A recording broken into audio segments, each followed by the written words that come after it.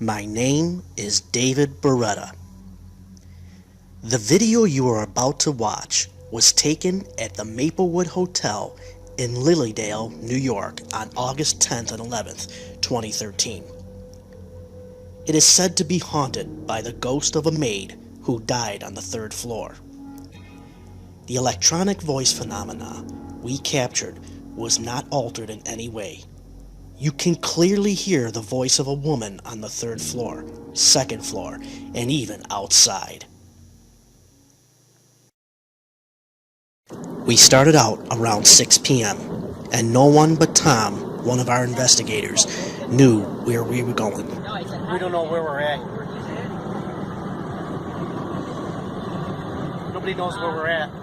He wouldn't tell us until we pulled up to the gate. See, they thought it was funny to bring me to Lilydale. You have arrived at your destination. On the way, I didn't even know we were going there. I stay in this hotel. Is there space up there, or is this? This is all money here. Mud, though.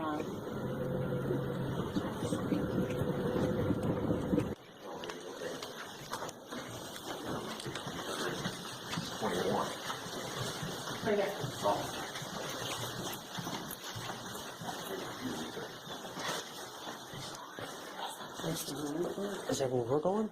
No. It's right here. You can sit there tonight. Turn around, man.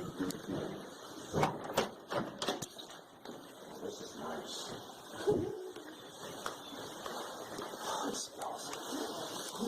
It smells ghostly. It smells ghostly. Ain't gonna be no sleeping tonight.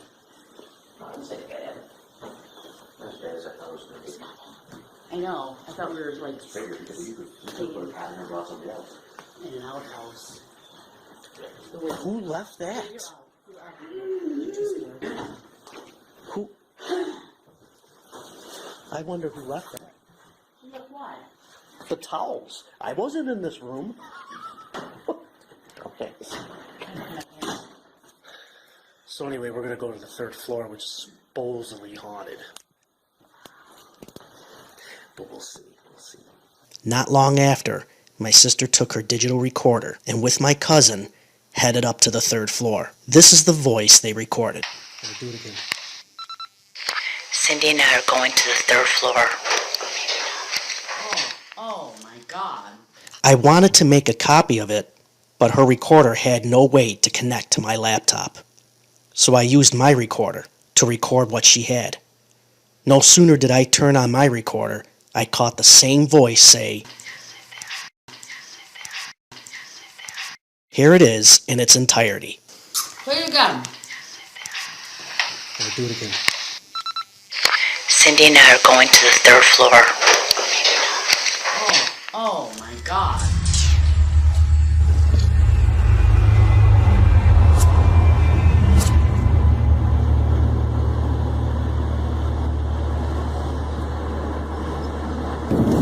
Now keep in mind, we don't have fancy equipment, fancy recorders, fancy cameras. As a matter of fact, all these EVPs that you're hearing, they were recorded with a cell phone, and one or two were recorded with a regular digital recorder.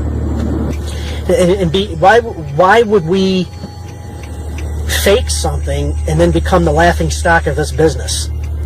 It was now time for Tom and I to head to the third floor for an EVP session.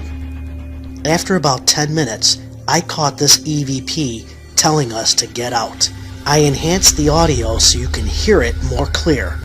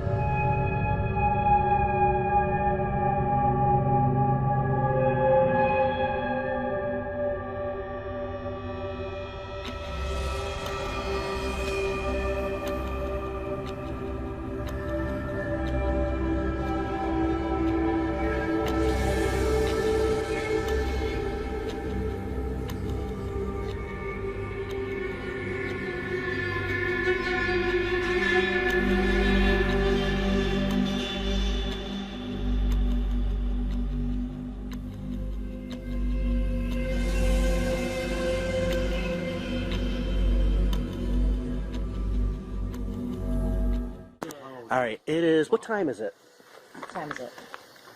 It is 9:41. 9:41. It's only 9:41, and we're getting major activity from the third floor. We got 2 EVPs. I'll show them to you later. One, my sister Georgina says, we're going up to the third floor, and a voice says, no, you're not. And the second, we're just sitting there talking, and all of a sudden you hear a voice tell us, get out. So that's 2 so far. No pictures, but it's only 9:41, so it's early. Tom and my sister Georgina wanted to do some still photos in the woods. We were standing in front of a tree, and while my sister and Tom were talking about a raccoon, Tom caught this EVP, which sounds like someone shushing my sister. Did the ghost of the maid follow us outside? I didn't need to enhance this audio, as it is perfectly clear and easy to catch. Also, you will notice that my sister and my cousin Cindy heard it, but Tom and I didn't hear a thing. Baby. Maybe it's probably a raccoon. No, it's not. Or a ghost dog, one or the other. Stop it. Shh. Jesus Christ!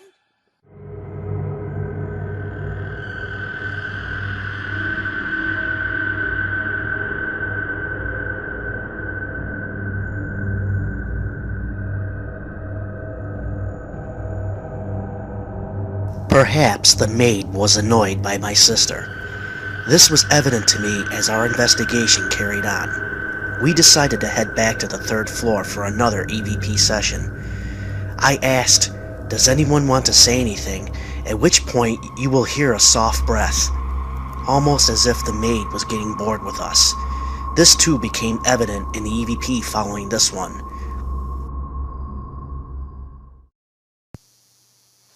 So I'm recording. Does anybody want to say anything? This is once in a lifetime, so. I will enhance the audio. Here it is again. So I'm recording. Does anybody want to say anything? This is once in a lifetime, so.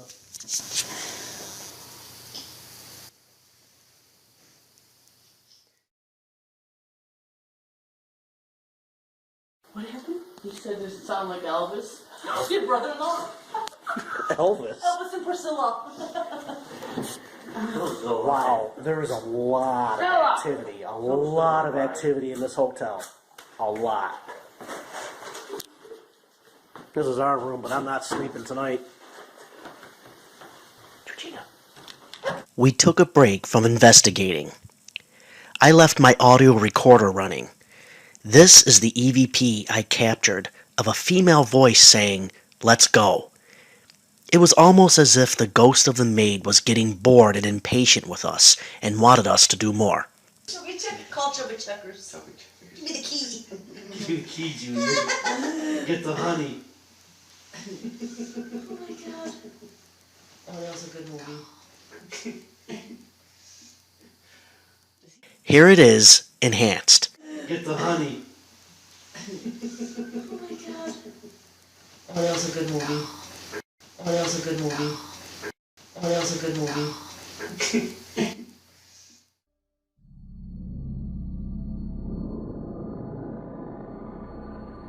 That was the last EVP of the night. Strangely enough, we started getting them early in the evening, when the sun was still visible. The next morning, we headed back to the third floor to see if there was any activity during the day.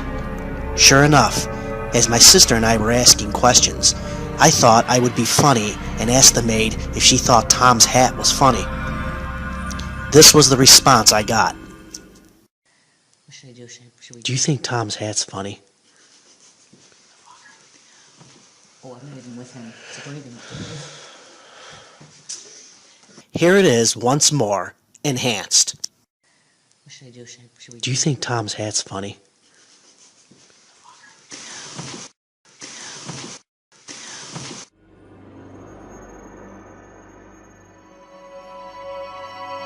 Before we left the hotel, I captured one last EVP. It almost like the ghost of the maid is annoyed with my sister again, because she says this. I'm afraid. I'm not sticking my hand. And it's too cold. That's what I said. When he jumps, it can. And it's too cold. And it's too cold. And it's too cold. Do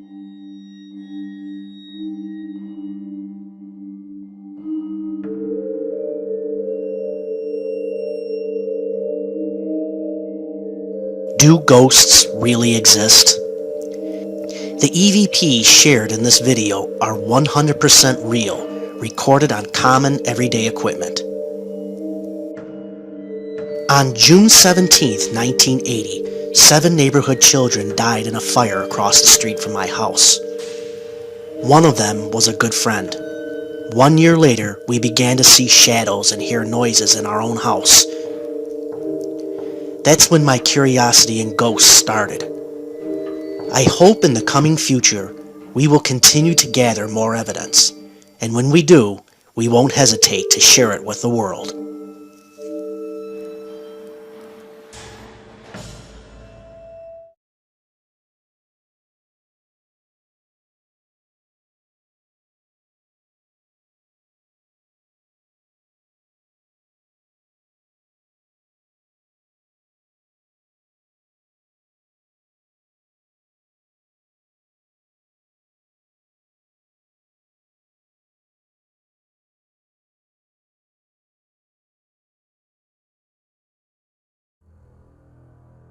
Hi guys, I'm Katie and I'm the new face of Ghosts of Britain.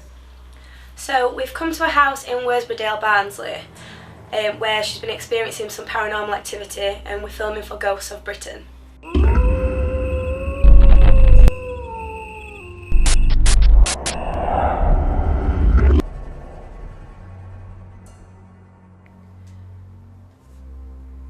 So, any spirit here with us, can you let us make yourself known, please? I've got a voice recorder in my hand. If you speak into it, we'll be able to hear you. Can you tell me your name, please?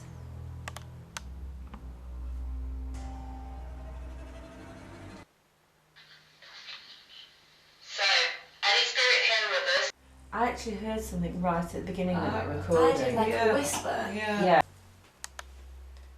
Hear you. Can you tell?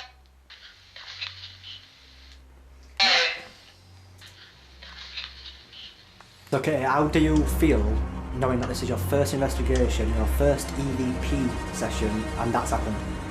I feel lucky. I feel really chuffed that this is happening, because I wanted something to happen, because obviously it's my first investigation, if you like, so I'm quite sceptical if anything would happen. But quite a lot of things has gone off, and that voice recording was brilliant. So what do you think that voice recording says? I think that voice recording is definitely a young child, and it's either saying don't let him near me or don't let him in, one or two.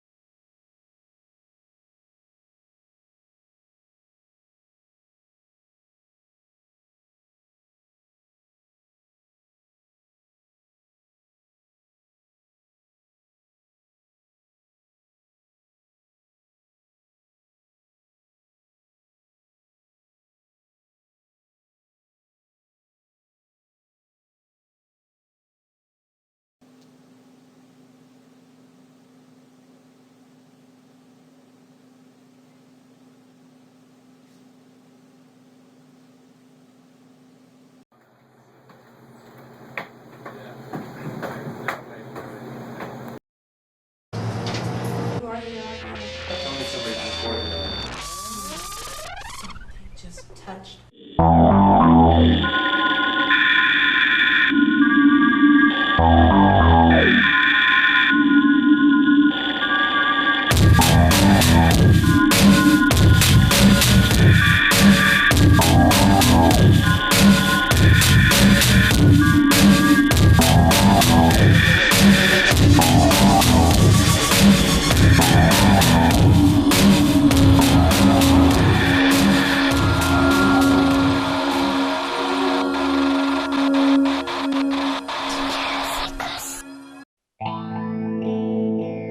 We're here in Murphy's, California at the historic Murphy's Hotel.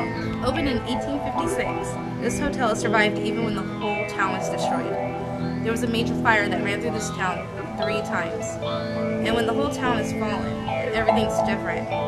When there's a setting here that's preserved, it's going to be a beacon for lost spirits.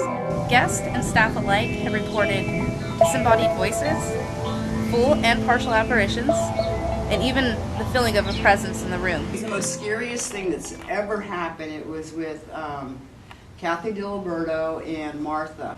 And then she went over, if you go into the kitchen, there's a huge table. Right now it's the boys call it the office, but we used to keep all our dry stuff in there, all the flowers and stuff like that. The table was pushed over, and Martha was in there pounding. This was moved? This was moved. This was moved. Yeah. This is a huge baker's rack. Yeah. That's a huge working table.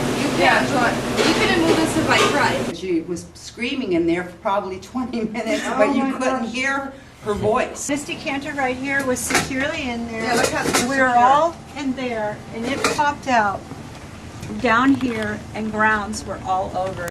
And there was a couple times when going through the dining room, and just as you got towards the saloon over there, all of a sudden you hear water running, or it sounded like water running. And when we opened the door to the saloon, all the beer taps were on. Really? And all of them? All of them. Oh, all wow. of them on the whole thing. Another time, we were there, and all of a sudden you could hear old-timey saloon music. Just like, there's nothing on the jukebox like that. There's nothing on the radio like that. My husband says, I smell like Eleanor when I get home. Wow. And I said, what do you mean I smell like Eleanor? He's like dusty, musty, Old West with like a rose water. And I think originally it was 20 something rooms in the old hotel. That's why this was a room. It's not anymore. Over time, things have been reconfigured when they added electricity and the bathrooms and things like that. So this is the Mark Twain ballroom. She's also played the piano. The first time I brought the girls here, the piano started playing. I had a function up here, a banquet. It ran into the early morning hours of like about 1 in the morning, 1:30 in the morning. And I decided not to finish cleaning up the mess up here. And I decided to come back a little early the next morning to finish cleaning up. Turned on the water first thing because I was gonna have to wipe everything down. So I turned the water on, you know, medium strength for sure, if not pretty high strength. And walked out here, door open, nobody else up here. And as I'm walking out, I noticed, I heard that the water almost went completely off. So as I came back into the kitchen, I noticed the handle had been moved off. And a lot of times, all the chairs are always by the edge of the wall, you know, facing the bed. And there'll be times that you come in, and they'll be like they're looking out the window. But one time, it smells different too. Yeah.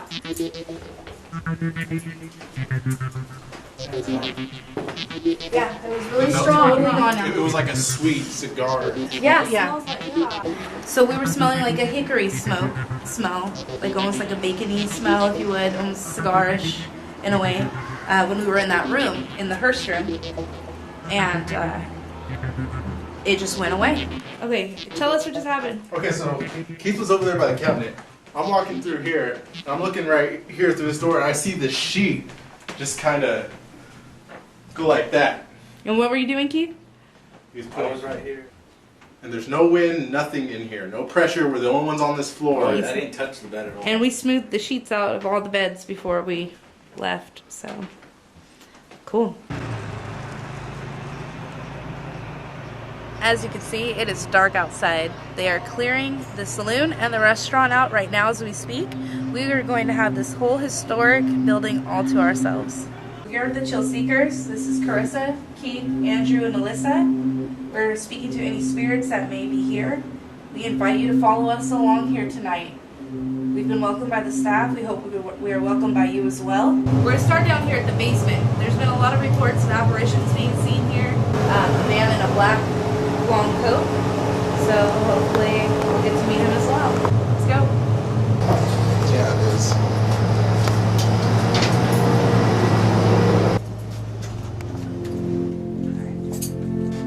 I'd like to start off with your name. I told you who we are. Can you tell me what your name is? Are you looking for something? Is there anybody here? Let me know now through my lights. Or you can talk to this red light that Keith is holding over here. I will not hear you right away, but I will hear you later.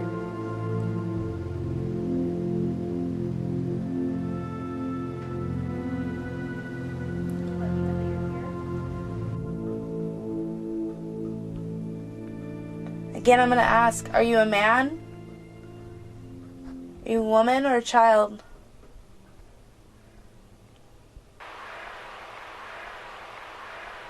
Remember I was asking those questions, was it an accident? Oh. That is the REM pod. Here. Awesome. Thank you. Tell me somebody's recording that. Yeah, I got it. Thank you.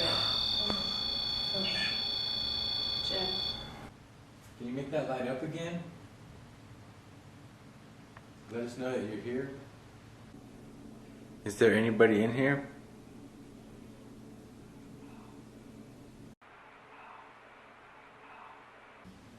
I feel something back here, on the back of my neck. Are you touching Alyssa right now? It feels like someone's poking me. You poking her? Oh my gosh. After Alyssa felt someone behind her, poking on the back of her neck, we captured this voice on our recorder. Though we can't make out what it says, it sounds like someone's taunting her.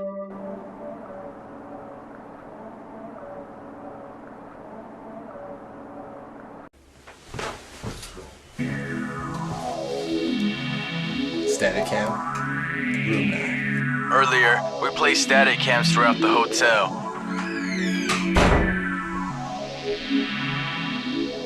Our static cam in room 9 caught an orb moving away from the bed.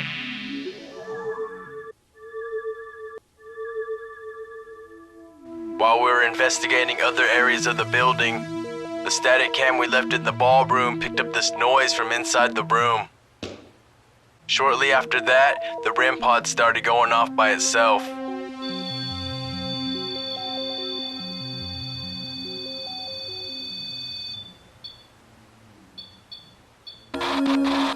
How did you pass away?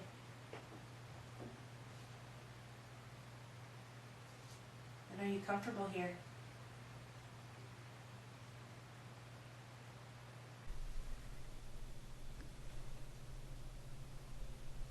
Are you in this room with us right now? This hotel is empty. We're the only guests tonight.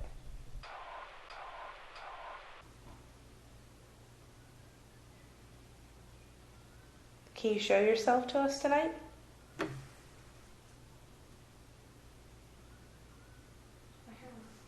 know. Me too, I was gonna say hear a whistle.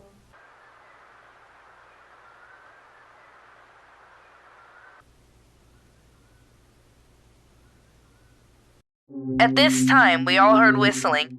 It sounded like it came from the hallway. We then confirmed that there was no music on in the saloon and no one else in the building. What is it that keeps you here? Are you still waiting for somebody?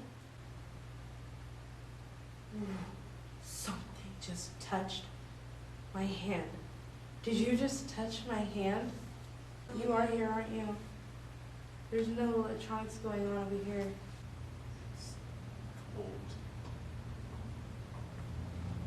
We do have a cold spot right here. What is your connection with this place? 74.4. I can feel the energy in my hands still. That's so awesome. 73. We're not staying, we're not trying to move you or disrupt you in any way. We're just here visiting. We're guests. We're just guests here.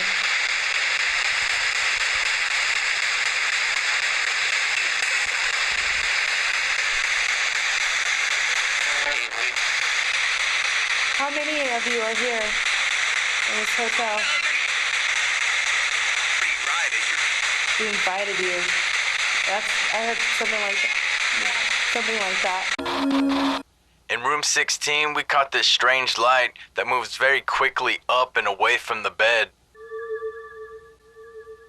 We believe these orbs and light anomalies are the manifestation of spirits traveling in a low energy type of form.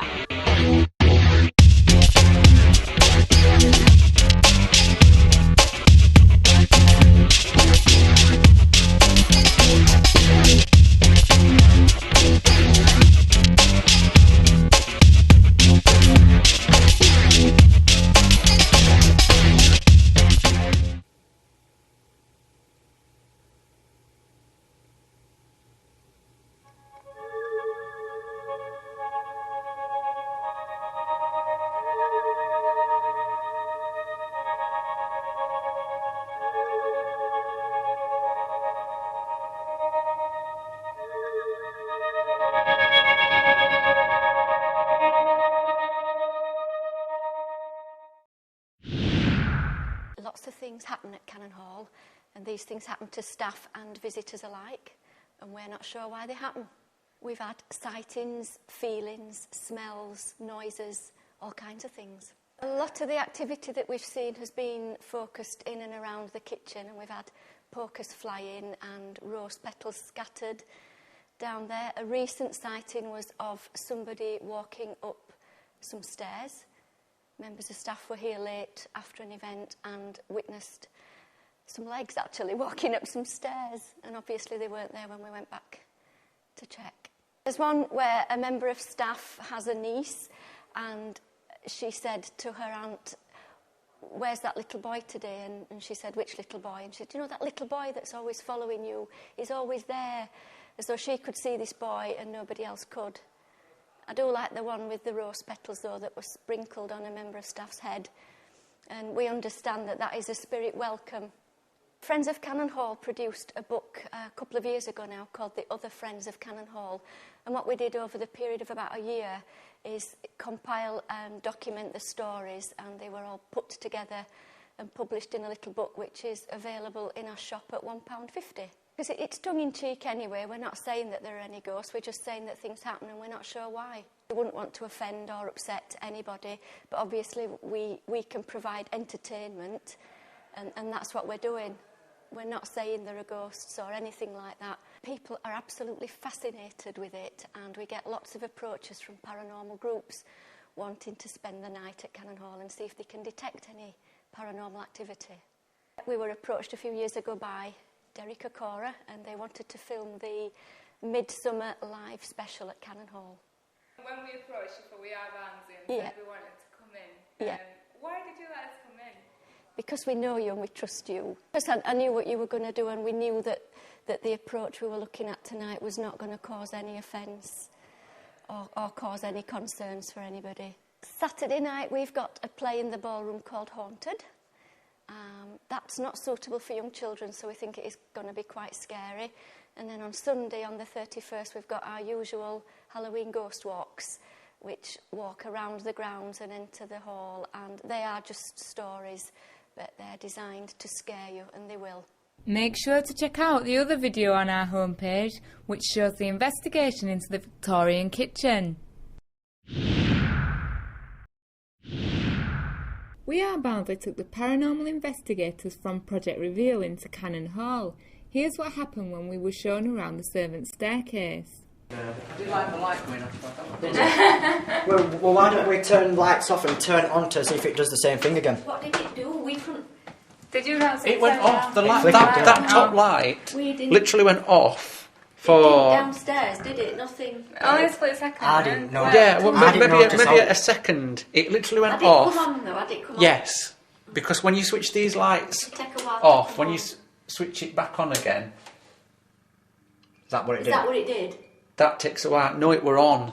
It came on. Yeah. It was on like that. Yeah. Then it went off as if somebody had switched it off. It didn't go off downstairs. That's why I asked you downstairs if you'd switched the light off. It didn't go off. That bottom one didn't go off, but that top one did. But did you pick anything up on the stairs? Well, again, as I say, there's activity that I'm drawn to, you know, and I feel a man that would be prominent in this area. Okay, that's what I'm being drawn to. Okay, right, and again, I'm getting the name and the link Spencer. That's what I'm getting.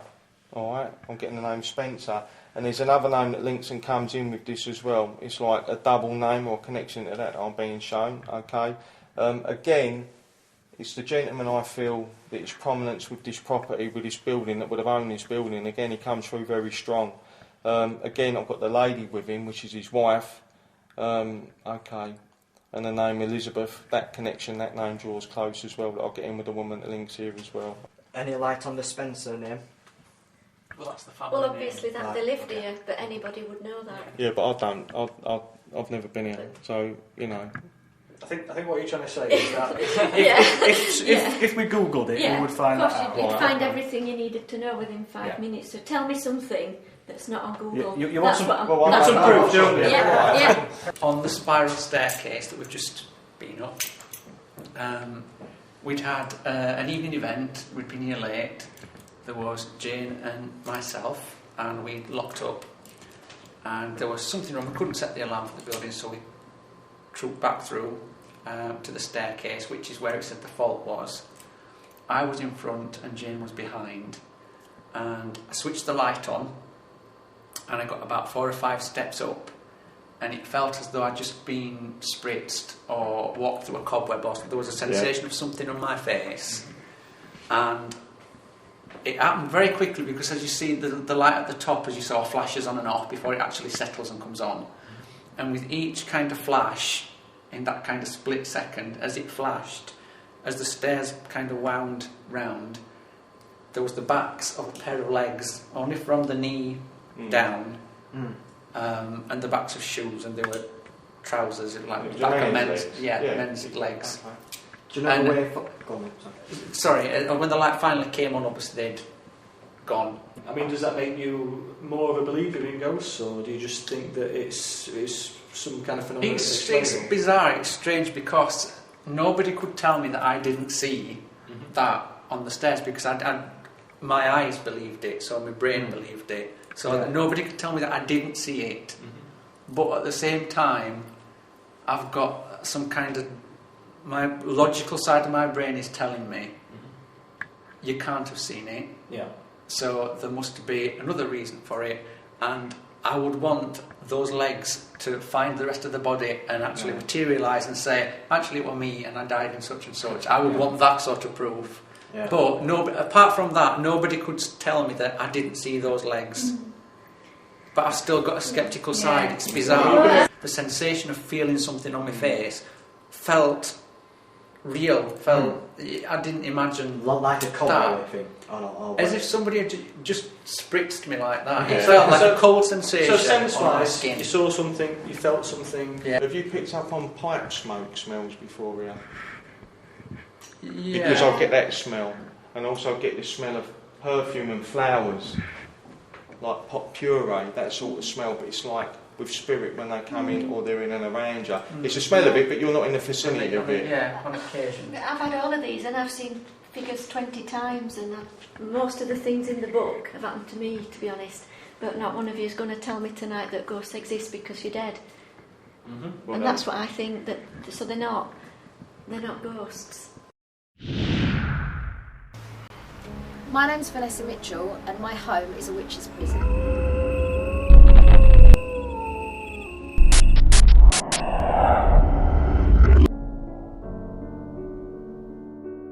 In 2005 I bought this property. I was living in a house in Newcastle and I owned a house there, and I came back home here to the village for a visit, and I saw it was up for sale, and for some reason something really drew me to it. I just really wanted to have it, so I went back to home Newcastle. I put my house up for sale. In the meantime I spoke to a medium actually over the phone, and it was just a telephone reading, which I very rarely do, but I did on this occasion, and I said to her, you know, have you got any general questions or specific questions? And I said, no, just general. And she said to me, basically she described this house perfectly. She described the surroundings of the house, and she said to me, Vanessa, this is going to sound very strange, but the house has chosen you.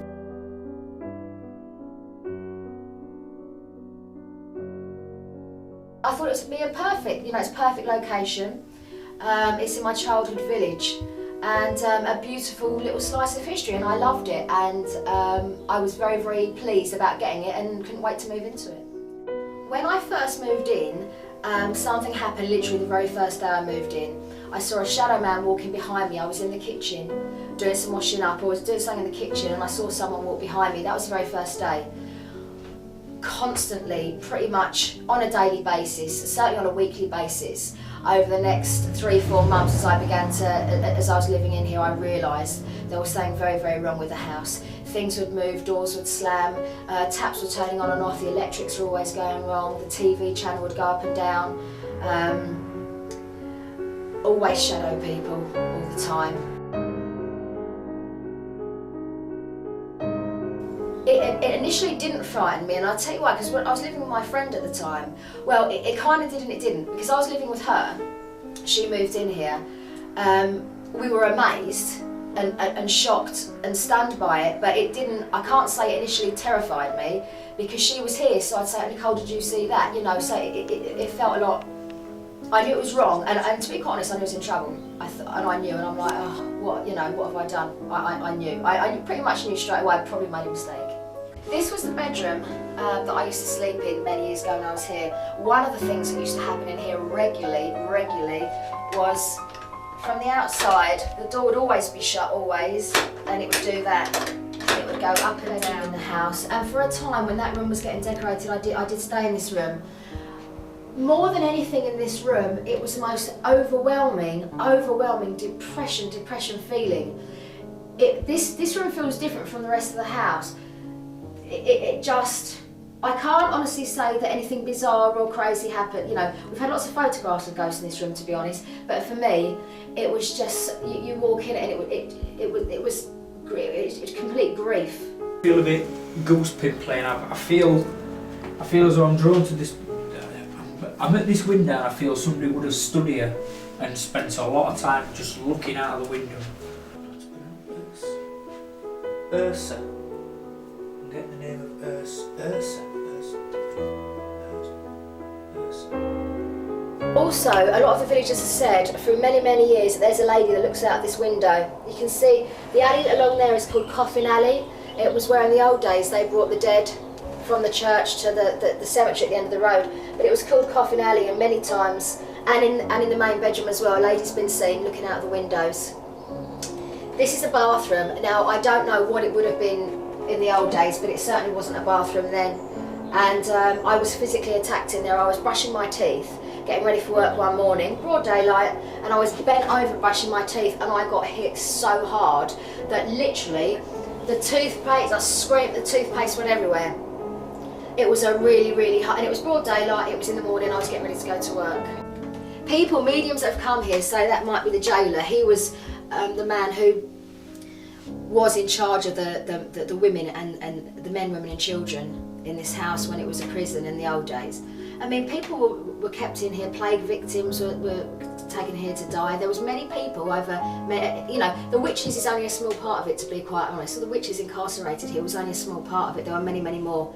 And I would imagine, or so I'm told by various mediums, that the jailer is the dominant nasty force, and I assumed that was him that hit me, because I wouldn't, this was a hard hit. Yeah. We were just in this room just calling out without camera, because we've only got like 18 minutes left on the camera, not batch time but record time, and we've just been talking amongst ourselves and trying to get some response, and randomly that something tapped on wardrobe. the inside.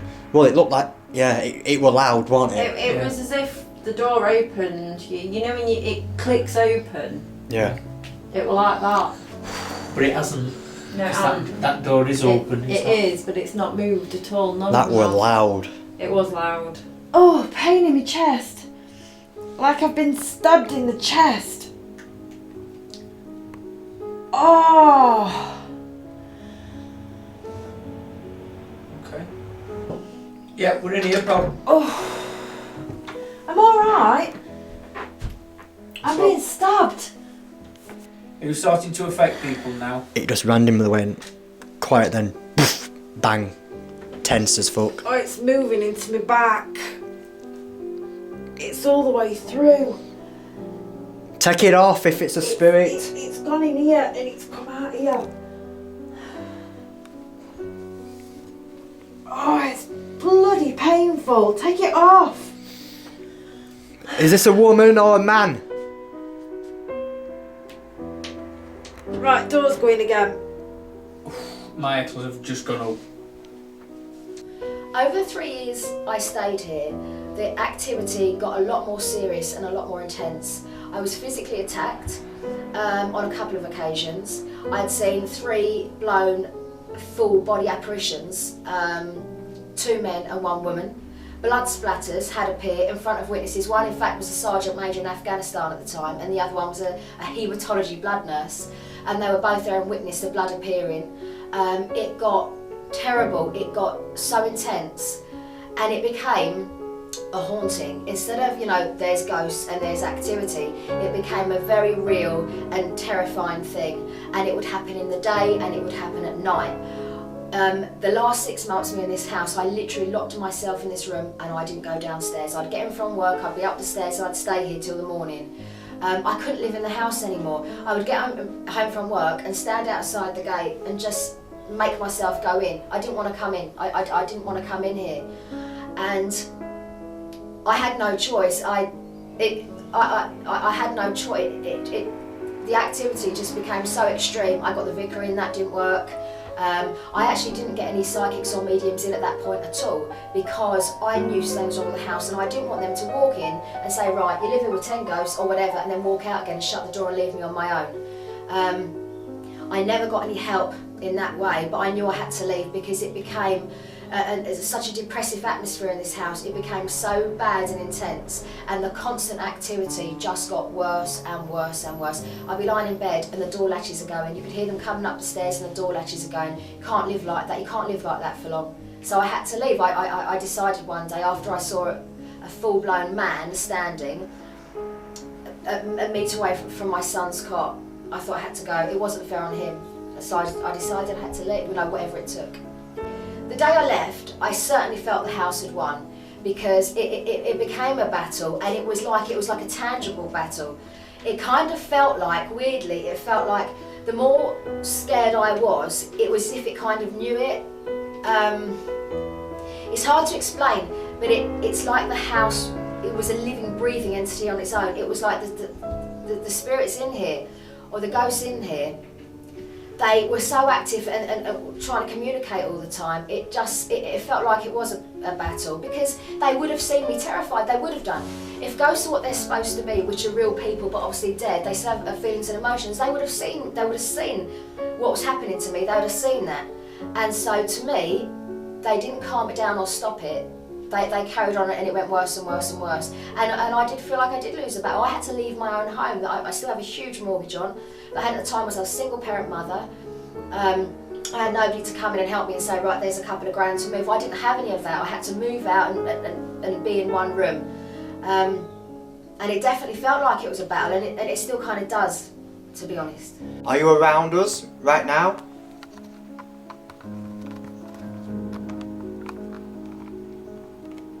There's a woman speaking, whispering. I know. How freaky is that? I just heard a thud. Yeah. I heard. It's in this room. Again. And again. The last suicide that was in this house, a gentleman hung himself from the beam above the stairs there. He did it about 8-9 months before I moved into this property. Feels I'm swaying. Swaying around, swinging. I did, when I was outside earlier, I did feel as though they'd been either in here or nearby, a hanging. And I'm wondering why that's how I'm getting the swaying, the swinging as though I'm hanging. One of the ghosts I saw here, which was probably the clearest one to be honest, was a young man. I was sitting over there, in those days the sofa was over there, and he was just not walking, he was floating. I was sitting there, he was floating. I could only kind of see him from here up. And I was sitting over there, and his eyes were here, and he was about this height, because he wasn't, he was about here, and he was just staring at me, going through there, looking at me through the beams. But he was floating, and I could see him so clearly. You could see he had deep wrinkles down his mouth like that. And he had really black scraggy hair, brown eyes. I could see him absolutely amazingly clearly. When I left this house, while I was here actually, I put it up for sale. It was up for sale for months and months and months. Nobody, I think I had one person looking. When I left, I started renting the house out. When I rented it out, the people who rented it off me didn't stay longer than 3-4 months each, and they complained because it was haunted. And that was the reason they left, because it was haunted. So it remained empty, and I understood and I realised what was happening. One woman again got physically attacked by something she couldn't see, and I realised it's not a safe house. It wasn't safe. So the house basically got closed up. A year or so after that, people had heard the reputation of the house, and I was called by a paranormal group. One particular David Mayhew is a well-known paranormal investigator, and he said, can I come and investigate the house? And he did. And then others came, and then others came. Past. Is there somebody here with us? If you could answer by walking up to the box again, please.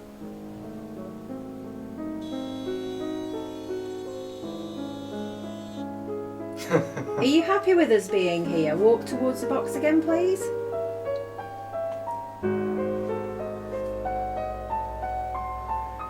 Would you rather we weren't here? Can you walk towards the box again, please?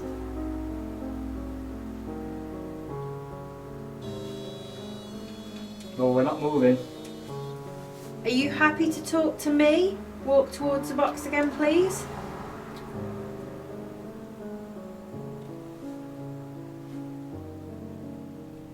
would you rather speak to Lee? Move towards the box again, please.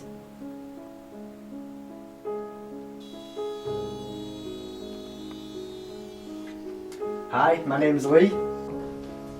This room was where the prisoners were actually kept. You'd have had about 13, maybe more people in here at a time. This is one of the only original chains that we have left over from those days where this was actually used to tie up obviously some of the witches or some of the prisoners. This room again is a very active room. People get lots and lots of EVP and EMF reads in here. You know, you can imagine the old days, everyone kept in here before they knew they were going to be executed. You see a lot of shadow people in here as well. It's active, this room. Cool. This is the kitchen. This is actually an extension. It wasn't actually here when the house was originally built, or when the cage was originally here. It is an extension. But again, we've had activity in this room as well. We've had where there used to be a fridge freezer, and magnets have just shot straight across the room. We've had sightings in here. There's a fantastic picture taken, an amazing picture, it's actually on the website, of a lady's face that was here. She's an old lady with a black thing over her head. Again, it was during the day, again, weirdly enough. And a photographer was taking pictures, and there's a lady with a yellow top on, and the lady's face, it wasn't the lady that was there, it was someone completely different. It was a ghost face. I've never seen a picture like it. Again, it happened in this kitchen. Everywhere you go in this house, there's something. It's a small house, so it's not like, I suppose, a castle where there could be a ghost up that end and you're up that end, because it's so small. Every single room is active. There isn't one. I don't think there's a room which something hasn't happened in. One of the, well, probably the most bizarre, crazy thing that happened in here. There's many, many, many, and to tell you all of them, we would need 10 hours of film. But my friends were over. Neil, it was a sergeant major in Afghanistan. His job was to process the Taliban, and his wife is a nurse. She was a haematology blood nurse. They walked him through. He went into the kitchen, made a cup of tea, sat back down there. Neil's looked over here and he said, "Ness, there's blood splatters all over this floor." And I'm like, well, there can't be, Neil. I'm talking to Kirsty, because why would there be? Because they weren't there 3 seconds, they weren't there 3 minutes ago. He came over here and he straight away did that with the blood, and then he said, "Ness, there's blood." So then Kirsty comes over. Now she said, because she's a blood nurse, she said, "I didn't touch it." She said, "You don't touch blood." She didn't have gloves on. She refused to touch it, she knew it was blood. Neil, the sergeant major's thinking, right, he's doing all this scientific, where's this thing come from? We don't know. All we know that is when they walked in, we shut the door, we went to make a cup of tea, we came back and there was blood splatters all over this floor. They appeared within the time it takes to make a cup of tea and sit down. They appeared and they were there. And Neil and Kirsty were here, they witnessed it, and they'd both gone, he's since left the army, and he said, "Oh, well, I'll tell anyone, because it happened." And it was blood splatters. I think I've come to the stage now where I think next year I think I'm going to sell the house. I've got a love-hate relationship with it, actually. I love it, and it's an intensely haunted slice of English history. It's a very special house, and I love it because of that. But for what it did to me, and for the grief and fear it's caused me, that's the side where I hate it. It made me move out, and this is my house, and it put me in all sorts of financial problems, because obviously I still own it, and this is my home. It should have been my home, I should still be here. I think I'm at the point now where I'm ready to give it to someone, to give it up and let someone else buy it, and let them deal with one of, probably the most haunted house in England. Great stuff. Well, I wish you the best of luck in the future, and thank you for sitting down and talking to us. Okay, thanks very much.